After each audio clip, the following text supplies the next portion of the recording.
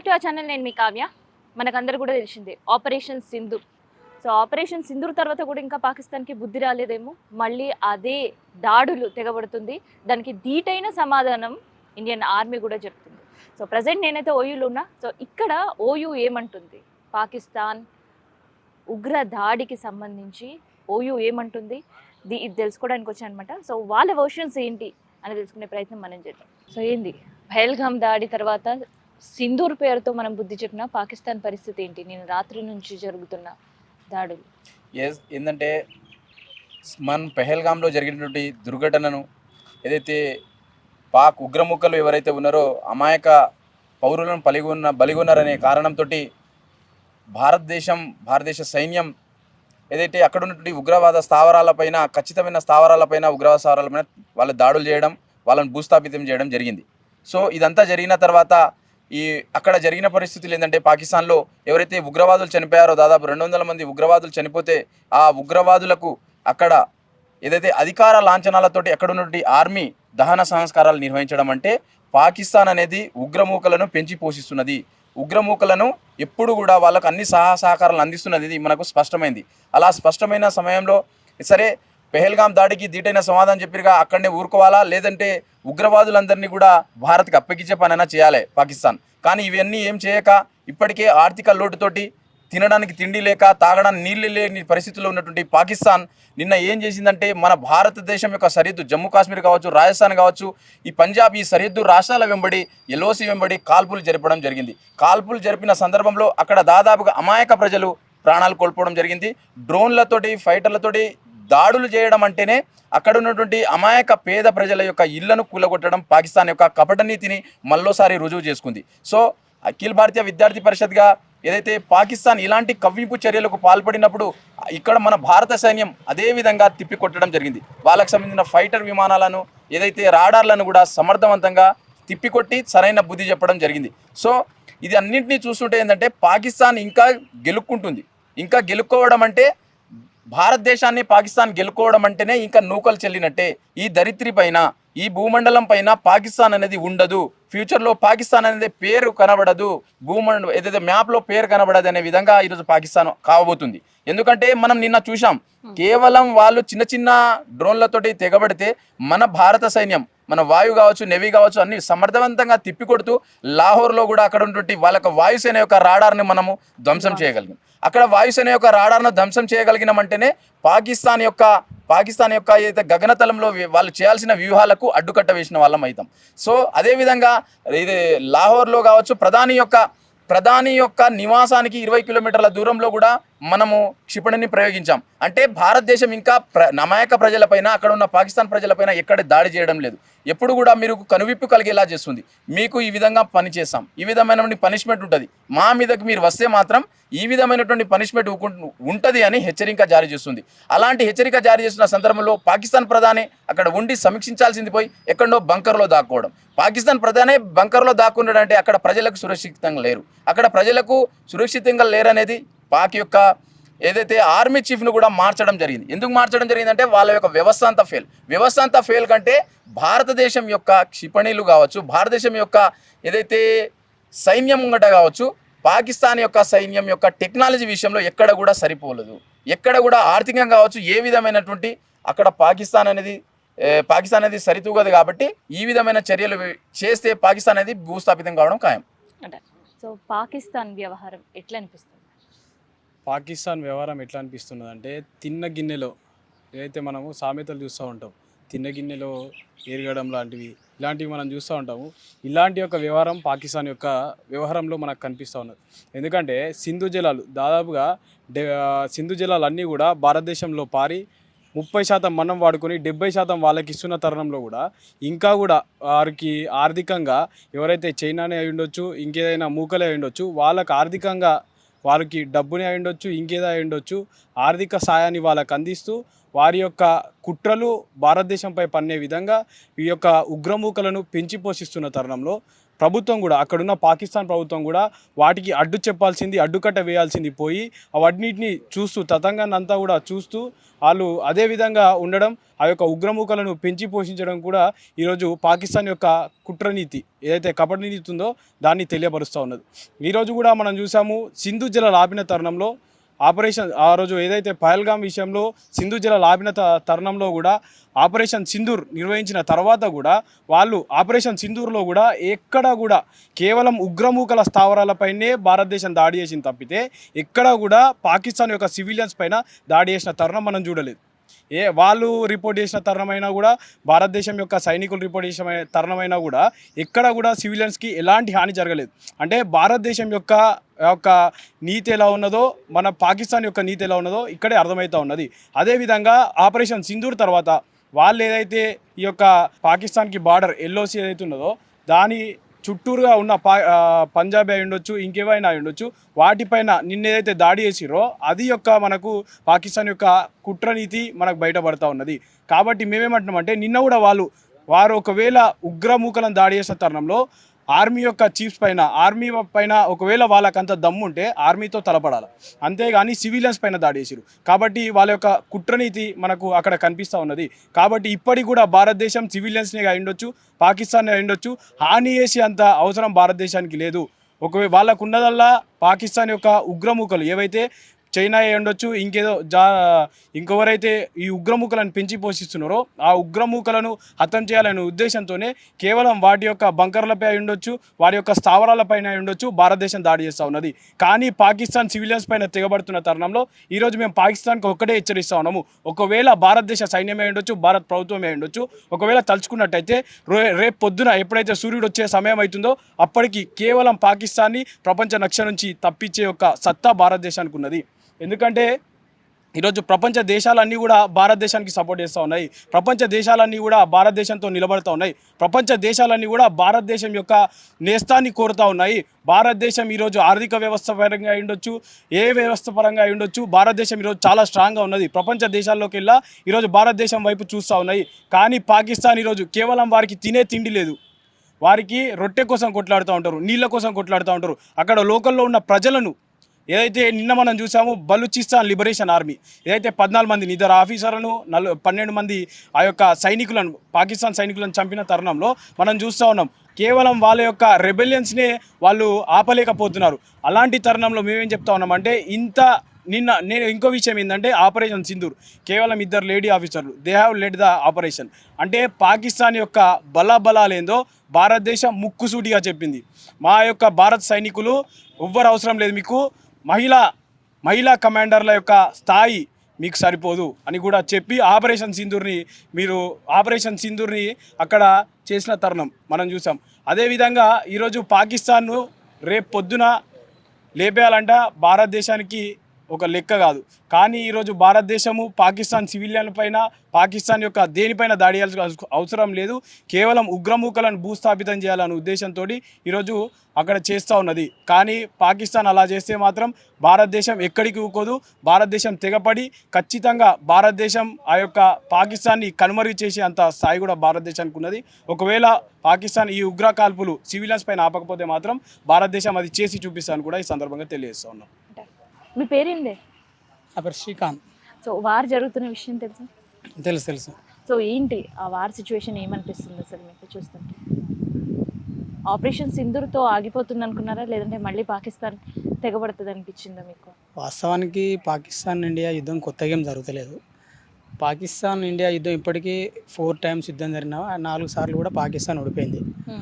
India అనేది ఎప్పుడు కూడా యుద్ధంలో గెలుస్తూ ఉంది. నా యొక్క కోరిక ఏంటంటే పాకిస్తాన్ ఇండియా ఎప్పుడైనా యుద్ధం జరుగుతుంది. కాబట్టి నరేంద్ర మోడీ గారి నాయకత్వంలో, ఇప్పుడున్న అజిత్ దోవల్ గారి నాయకత్వంలో పూర్తిగా కాశ్మీర్ను భారతదేశం వశపరుచుకొని, కాశ్మీర్ భారతదేశం ఆక్రమించుకొని, పాకిస్తాన్లో అయితే ఎక్కడైతే ఉగ్రస్థావరాలు ఉన్నాయో ఆ ఉగ్రస్థావరాలను పూర్తిగా నిర్మూలన చేయాలి. మళ్ళీ లైఫ్లో ఎప్పుడు కూడా భారతదేశం మీద పాకిస్తాన్ ఉగ్రముఖలు దాడి చేయకుండా నరేంద్ర మోడీ తగిన చర్యలు తీసుకోవాలని మేము అనుకుంటున్నాం. ఇంకొక విషయం ఏంటంటే ఇప్పటికే ప్రపంచ దేశాలన్నీ కూడా భారత్ వైపు నిలబడ్డాయి. ఖచ్చితంగా భారత్ ఎప్పుడైనా కూడా శాంతి వైపు ఉంటుందని మేము ఆశిస్తున్నాం. ఎందుకంటే ఈ నెలలో గౌతమ్ బుద్ధుడు పుట్టిండు, ఈ నెలలో మహాత్మా గాంధీ పుట్టిండు, ఈ నెలలో డాక్టర్ బాబాసాహెబ్ అంబేద్కర్ పుట్టిండు.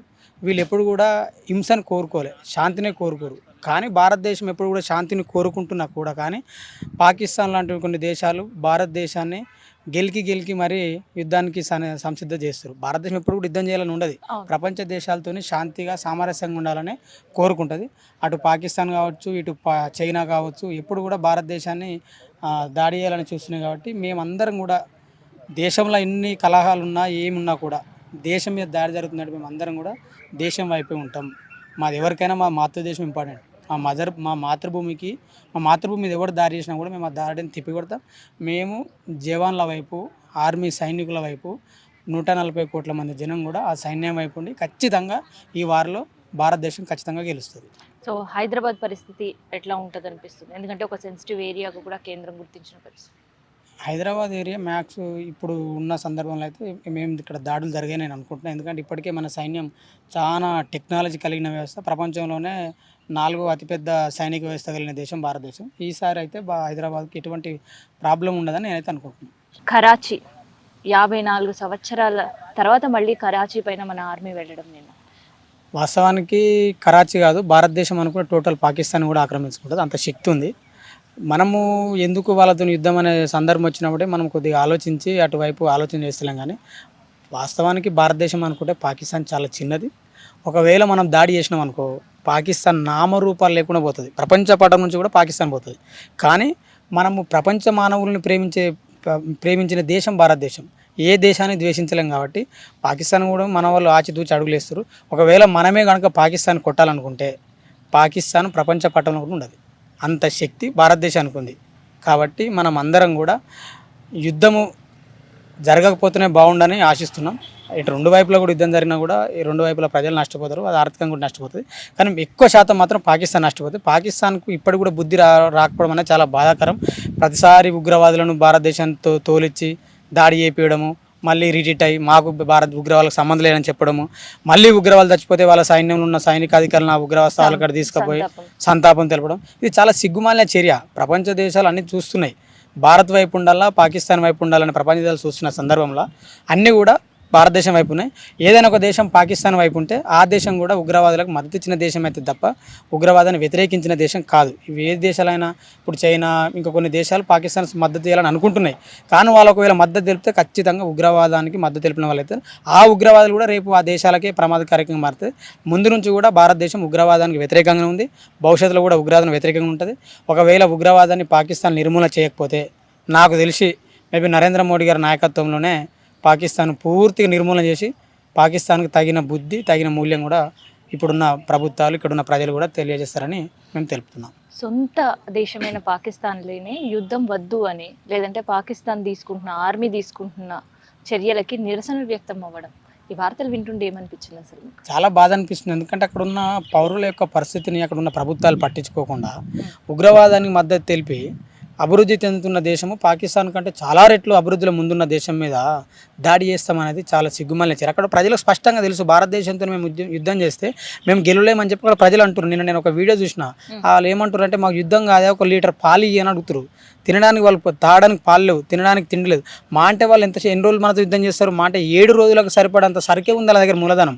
అలా యుద్ధ ట్యాంకర్లో పెట్రోల్ కూడా డబ్బులు లేవు. అది చాలా పేద దేశము. ఆ పేద దేశము భారతదేశంతో యుద్ధం చేయడం అనేది ప్రపంచ దేశాల ముందు నవ్వుల పాలైతే తప్ప భారతదేశానికి ఒరిగింది ఏమీ లేదు.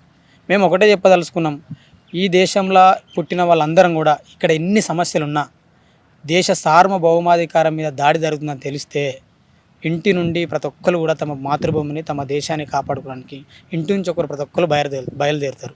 మాతృభూమిని మించిన గొప్ప స్వర్గము ఎక్కడా లేదు. ఈ భూమి గొప్పది. ఈ భూమి కోసం ఖచ్చితంగా ప్రతి ఒక్క పౌరుడు ఖచ్చితంగా పోరాటం చేయాల్సిందే.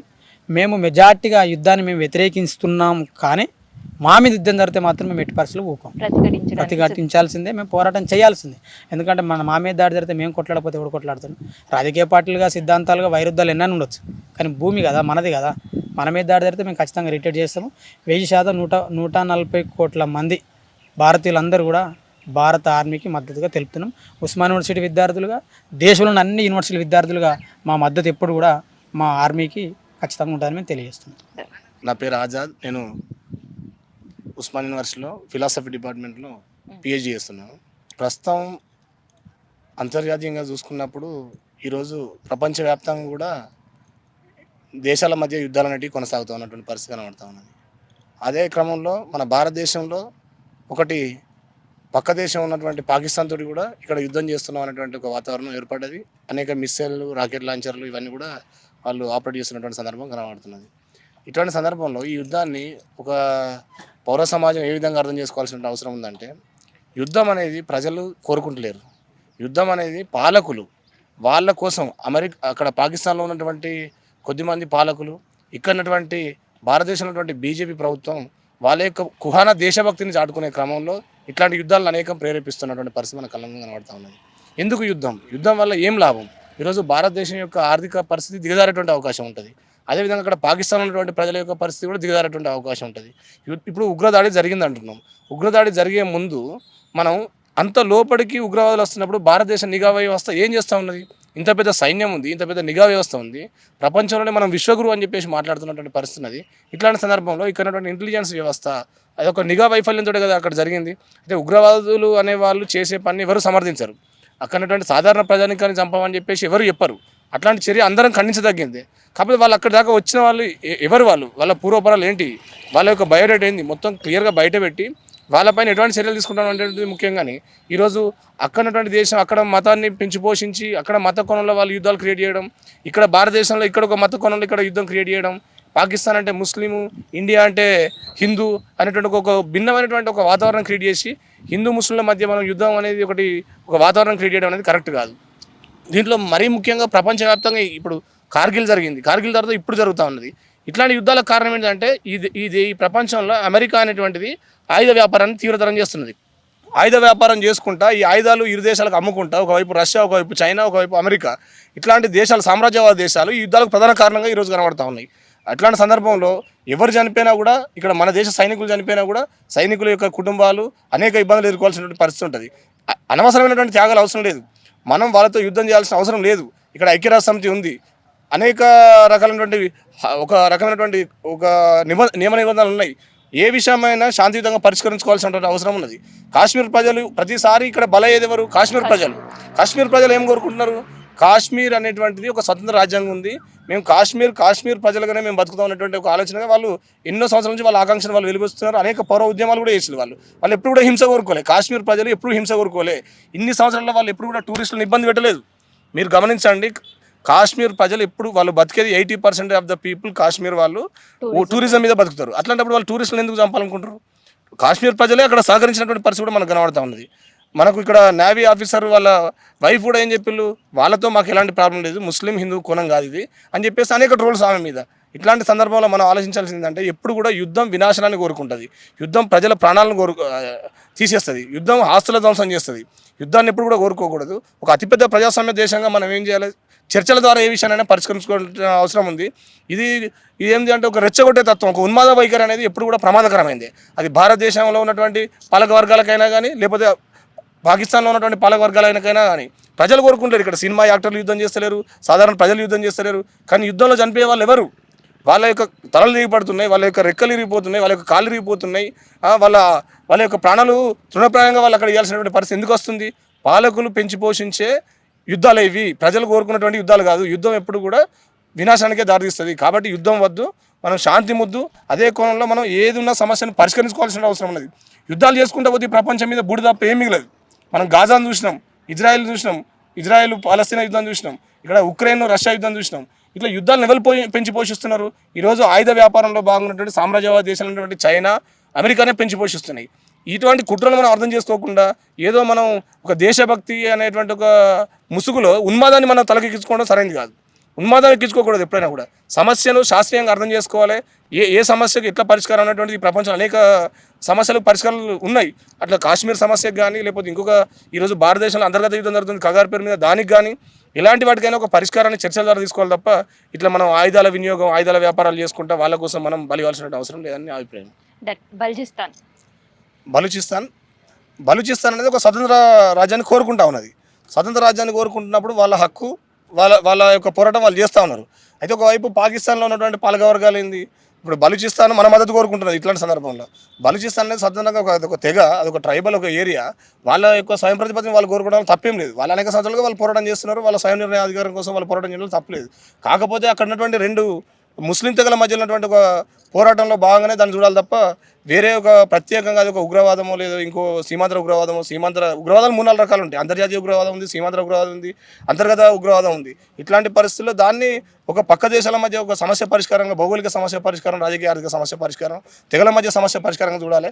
బలూచిస్తాన్ స్వయం నిర్ణయాధికారం బలూచిస్తాన్కి అప్పచెప్పాలని చెప్పేసి మేము తెలియజేస్తాం. ఫస్ట్ యుద్ధం కన్నా ముందు మాట్లాడేది కన్నా ముందు అక్కడ ఆ రోజు జరిగిన తర్వాత అయిన పరిస్థితులు ఏంటి, అక్కడ ఈ ఇన్సిడెంట్ అయినాక 2 గంటల వరకు మిలిటరీ అక్కడికి పోలేదు, వాళ్ళని ఏమైందో అంటే వాళ్ళని పరామర్శించకుండా మిలిటరీ పోయినాక అర్ధ గంటలో అక్కడ స్ట్రైకులు చేసినారు. అంటే అంతా బంద్ చేసినారు.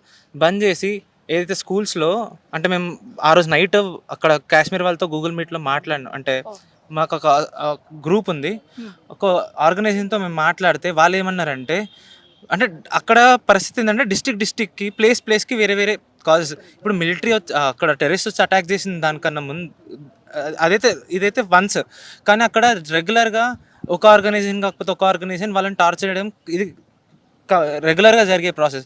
ముస్లిం వాళ్ళు హిందూస్ మీద అటాక్ చేయడం, హిందూస్ ముస్లిం మీద అటాక్ చేయడం. కానీ ఏదైతే ఇంతకుముందు బ్రదర్స్ చెప్పారో వాళ్ళ మధ్యలో ఫ్రెండ్ రిలేషన్ ఉంది. కానీ ఈ ఆర్గనైజేషన్స్ ఏవైతే ఉన్నాయో ఇమీడియట్గా 2 hours తర్వాత అంతా స్ట్రైక్ చేసి ఏబీఈపీ వాళ్ళు అక్కడికి వెళ్ళి స్కూల్స్ బంద్ చేయమని చెప్పారు. ఈ అటాక్ అయినాక వేరే డిస్ట్రిక్ట్స్కి వెళ్ళి అన్ని మొత్తం స్ట్రైక్ చేస్తే, అంటే అంత బంద్ ప్రకటించినారు అక్కడ. అయితే ఎవరైతే బంద్ పాటించలేదో వాళ్ళని కొట్టి, స్కూల్స్లో టీచర్స్ని కొట్టి స్కూల్స్ బంద్ చేయించిన పరిస్థితి. ఇప్పుడు వీళ్ళ గురించా మనము ఫైట్ చేయాల్సింది? ఇట్లాంటి పరిస్థితుల్లో మనం పాకిస్తాన్ ఫస్ట్ మన దగ్గర సక్రమంగా లేనప్పుడు మనం పాకిస్తాన్తో ఫైట్ చేయడం ఏం? ఇప్పుడు మనమంతా యునైట్ అయ్యి పాకిస్తాన్ని ఒక స్టేట్ చాలు పాకిస్తాన్తో యుద్ధం చేయాలంటే, గుజరాత్ ఒక స్టేట్ చాలు అంటే దాన్ని. కానీ అది కాదు, ఫస్ట్ మన దగ్గర హ్యూమనిటీ ఉండాలి. ఎందుకంటే లిటరల్గా వాళ్ళని రోజుకి, అంటే ఇట్లా పరిస్థితులు వచ్చినప్పుడు వాళ్ళకి ఏదో ఒక టార్చర్, ముస్లిం వాళ్ళకి కానీ అక్కడ ముస్లిం నుంచి ముస్లిం ఆర్గనైజేషన్ హిందూస్, కానీ ఇండివిజువల్గా వాళ్ళకైతే ఏం శత్రుత్వాలు లేవు. ఇది మనం అర్థం చేసుకోవాలి. కాశ్మీర్ని ఎట్లా డెవలప్ చేయాలని వాళ్ళ బాధలు ఏంటి తెలుసుకోవాలి. ఫస్ట్ పాకిస్తాన్ మీద అటాక్ చేయడం కన్నా ముందు ఫస్ట్ కాశ్మీర్లో రెగ్యులర్గా వాళ్ళ పీపుల్ ఏమి ఆశిస్తున్నారు. టూరిస్ట్ మంచిగా ఉంది, అంత మంచిగా ఉంది, కానీ వాళ్ళు ఫేస్ చేస్తున్న ప్రాబ్లమ్స్ డిస్ట్రిక్ట్కి చాలా వేరు. రిలీజియస్గా కానీ పొలిటికల్ కానీ. కాశ్మీర్ని ప్రతిసారి ఇండియా గవర్నమెంట్, కాంగ్రెస్ ఉన్నప్పుడు కాంగ్రెస్ కానీ, బీజేపీ ఉన్నప్పుడు బీజేపీ కానీ కాశ్మీర్ని ఒక పొలిటికల్ ఫినామినాగానే వాడుకుంటున్నారు, కానీ ఎవరు వాళ్ళని డెవలప్ చేయాలని అనుకోవట్లేరు. ఇప్పుడు ఇది కూడా పొలిటికల్ వ్యూలో చూడాలి, కానీ ఇదేదో దేశభక్తి అని నేనైతే అనుకోవట్లేదు. అండ్ మోర్ ఓవర్ మనము ఎప్పుడైనా చిన్న కంట్రీ మీద ఫైట్ చేయడం చాలా దారుణం. వాళ్ళు ఎంత చేసినా కానీ, అవును యూఎన్స్ ఉన్నాయి, వాళ్ళతో కూర్చొని మాట్లాడి సెటిల్ చేసుకునే మ్యాటర్స్ ఇవన్నీ. వాళ్ళు కూడా యూఎన్ మెంబర్స్, మనం కూడా యూఎన్ మెంబర్స్. కానీ అట్లా అని డైరెక్ట్ వాళ్ళు అటాక్ చేస్తున్నారని మన బుద్ధి ఏమైంది? సరే వాళ్ళకంటే బుద్ధి లేదు, మనకేమైంది? కూర్చొని మాట్లాడుకొని ఒక్క నోటీస్ అని ఇచ్చిందా? ఇవ్వలేదు. ఒక్క ఇన్ఫర్మేషన్ ఇచ్చిందా? లేదు. డైరెక్ట్ వాళ్ళు అటాక్ చేస్తున్నామని మేము అటాక్ చేసేయడం అని మూర్ఖత్వం. అంటే చెయ్యాలి, కానీ ఎట్లాంటి పరిస్థితులు చేయాలి? ఏ కంట్రీస్ అదే చైనా మీద చేస్తుందా? పబ్లిక్ చైనా ఇట్లనే చేస్తే ఇమీడియట్గా ఇంత పెద్ద అటాక్ చేస్తుందా? ఫస్ట్ మాట్లాడుకుంటారు ఎవరైనా. మనది అంటే ఫస్ట్ మాటలు, దాని తర్వాత ఫైట్. అది కాకపోతే ఇది. కానీ డైరెక్ట్ ఇట్లా అటాక్ చేయడం అయితే యాజ్ అ ఇండివిజువల్గా నాకైతే బాగాలేదు.